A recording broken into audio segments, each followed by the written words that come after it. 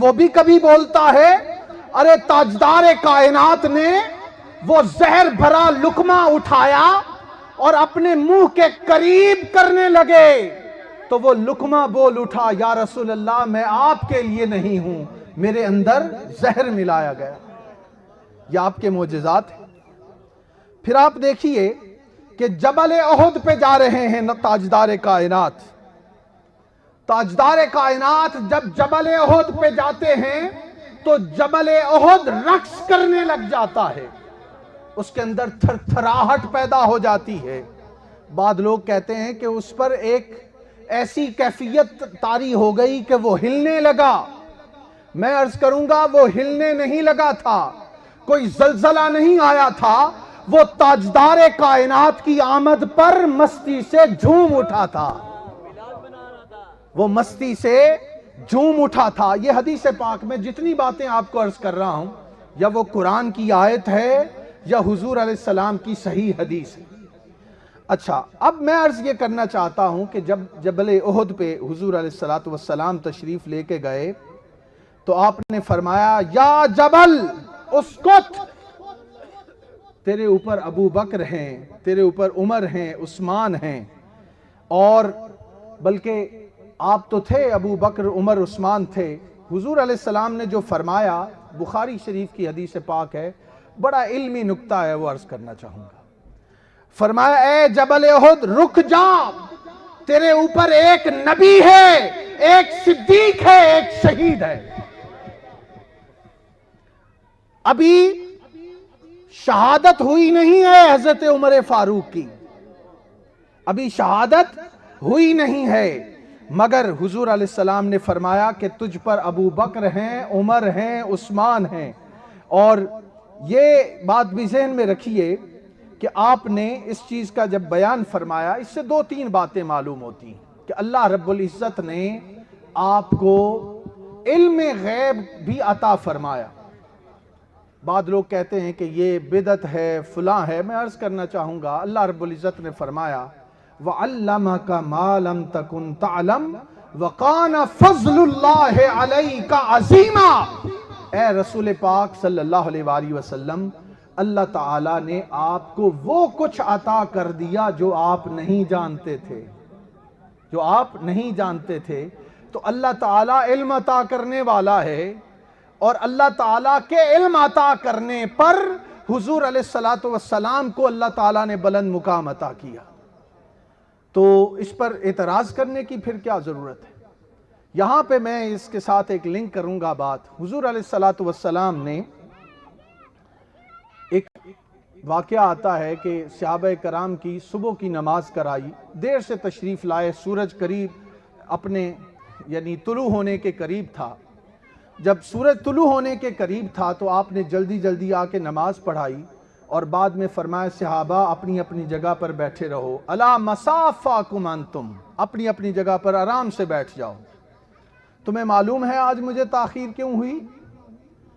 فرمایا بات یہ ہے کہ آج رات میں اللہ کی عبادت کرتا رہا، اور عبادت کرتے کرتے مجھے اونگ آ گئی، نیند مجھ پہ طاری ہو گئی۔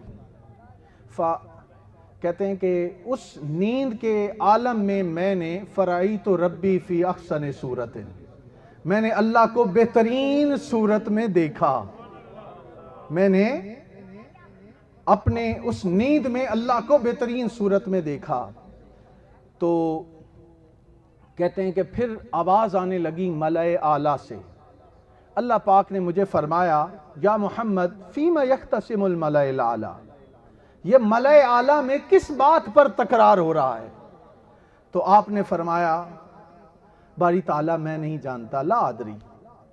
اللہ تعالیٰ نے دوسری بار پوچھا، میں نے عرض کیا لا ادری، میں نہیں جانتا۔ تیسری بار پوچھا، میں نے عرض کیا لا ادری، میں نہیں جانتا۔ تو جب میں نے تیسری بار بھی یہ جواب دیا تو اللہ تعالیٰ نے اپنا دستے قدرت میرے دونوں شانوں کے درمیان رکھ رہا، فَتَجَلَّى لِي وَعَرَفْتُ كُلَّ شَيْءٍ۔ اللہ تعالیٰ کے دستے قدرت رکھنے کی دیر تھی کہ دنیا اور ما فیہا کی ہر چیز مجھ پر منکشف ہو گئی۔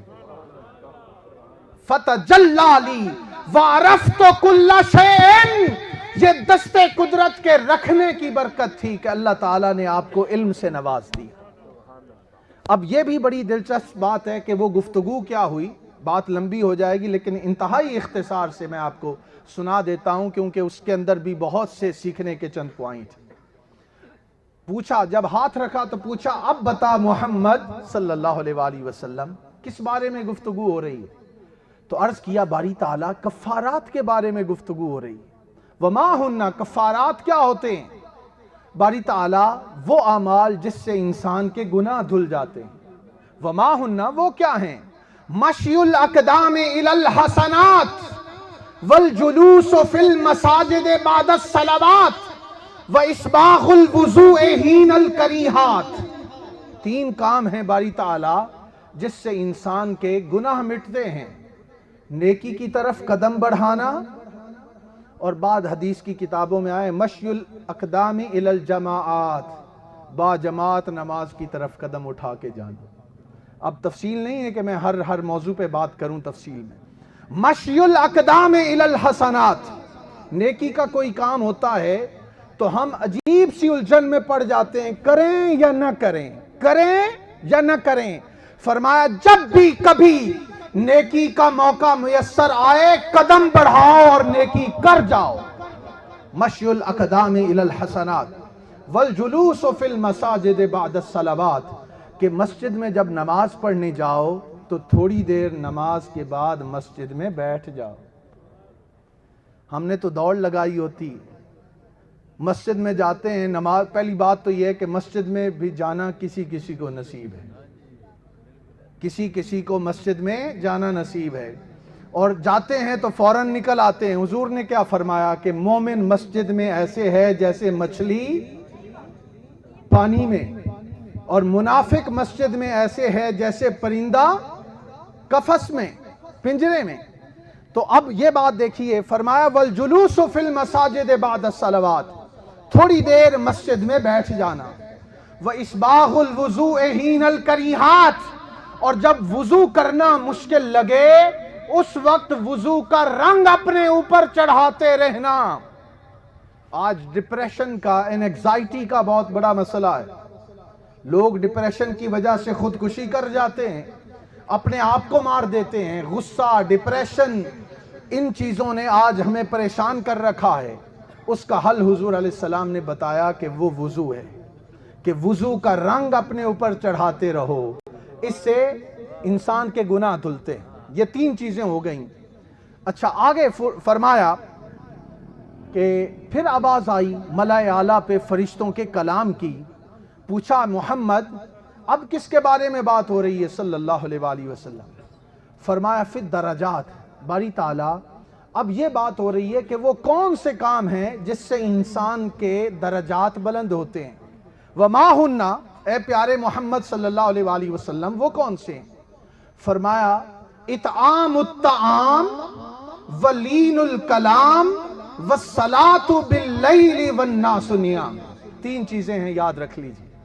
اطعام الطعام، دوسرے کو کھانا کھلانا، ولین الکلام، میٹھا کلام کرنا، نرم گفتگو کرنا، اور اطعام الطعام ولین الکلام والصلاة باللیل والناس نیام، رات کو اٹھ کر جب لوگ سوئے ہوتے ہیں اپنے مالک کو یاد کرنا، اپنے مالک کو یاد کرنا، اس کے انعامات کو یاد کرنا، اس کی نعمتوں کو یاد کرنا، اس کے احسانات کو یاد کرنا، اپنے مالک سے ہم کلام ہونا، اس سے انسان کے درجات بلند ہوتے ہیں۔ جب حضور علیہ السلام نے یہ جواب دے لیے تو اللہ تعالیٰ نے فرمایا کہ اے رسول پاک صلی اللہ علیہ وسلم آپ نے صحیح جواب دیا، سل مانگیے۔ اب دیکھیے اللہ تعالیٰ نے کہا کہ آپ نے صحیح جواب دیا، اب مانگیے۔ ہم بھی مانگتے ہیں، کوئی ہمیں یہ آفر کرے کہ مانگو، کیا مانگتے ہو، تو ہم کیا مانگیں گے؟ جس ایک لحظے کے لیے ذرا سوچ لیے آپ کیا مانگیں گے، سوچ لیا آپ نے؟ اب دیکھیے رسول پاک صلی اللہ علیہ وآلہ وسلم نے کیا مانگا۔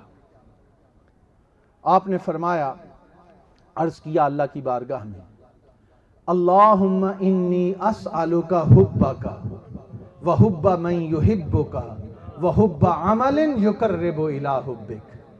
اے اللہ میں تجھ سے تیری محبت مانگتا ہوں، میں تجھ سے تیری محبت مانگتا ہوں، اور اس کی محبت مانگتا ہوں جو تجھ سے محبت کرتا ہے، اس کی محبت مانگتا ہوں جو تجھ سے محبت کرتا ہے۔ اللہم انی اسألک حبک وحب من یحبک وحب عمل یقرب الی حبک، اور باری تعالیٰ وہ عمل مانگتا ہوں جو مجھے تیرے قریب کر دے، جو مجھے تیرے قریب کر دے، وہ عمل مانگتا ہوں۔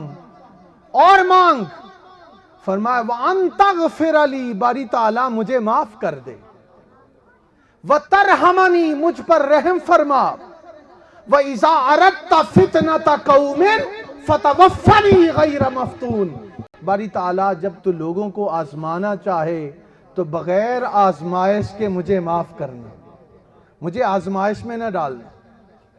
فَتَوَفَّنِي غَيْرَ مَفْتُونٍ، تو یہ حضور علیہ السلام نے اللہ سے مانگا۔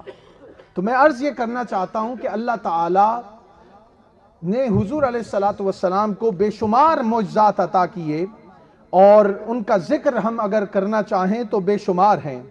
اب میں اسی طرف آنا چاہتا ہوں کہ گفتگو کو ہم مکمل کر سکیں۔ تو حضور علیہ السلام نے فرمایا کہ وہ استن حنانہ جو لکڑی کا بنا ہوا تھا، جس کے ساتھ آپ ٹیک لگا کر خطبہ دیا کرتے تھے، جب منبر رسول بن گیا تو وہ رونے لگ گیا۔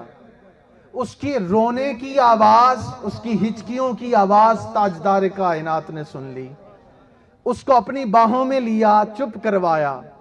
یہ حضور علیہ السلام کے معجزات ہیں۔ دوستان محترم، اسی طرح عالم نباتات میں بھی حضور علیہ السلام کے کئی معجزے ظاہر ہوئے۔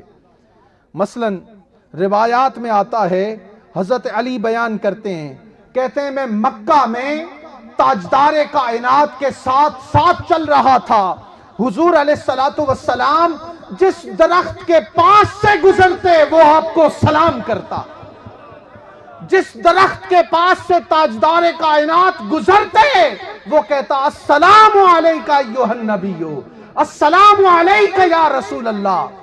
ارے عالم جمادات ہوں، عالم نباتات ہوں، ان سب نے تو حضور کی نبوت کا اعلان کر دیا تھا۔